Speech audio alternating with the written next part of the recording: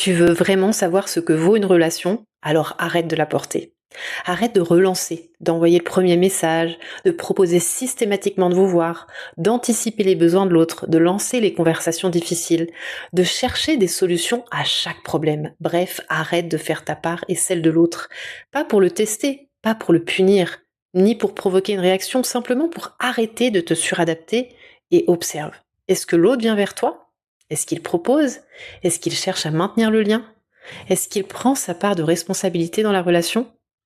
Parce que parfois, quand tu arrêtes de nourrir une relation en permanence, il ne se passe plus rien.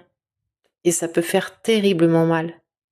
Parce que tu réalises que ce que tu pensais être une relation que vous faisiez vivre à deux reposait peut-être énormément sur toi.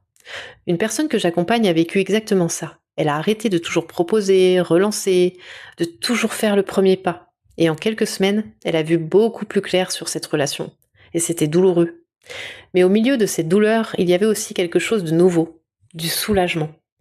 Parce qu'elle n'avait plus besoin de se demander ce qu'elle devait encore faire pour que la relation fonctionne. Elle pouvait simplement regarder ce que l'autre choisissait, lui aussi, de faire. Et c'est ça qui est difficile avec la suradaptation. Quand tu arrêtes de compenser, tu ne contrôles plus le résultat, mais tu récupères quelque chose de précieux, la réalité. Alors peut-être que la question n'est pas comment faire pour que cette relation fonctionne, mais que se passe-t-il si j'arrête de faire tout ce qui permet à cette relation de fonctionner?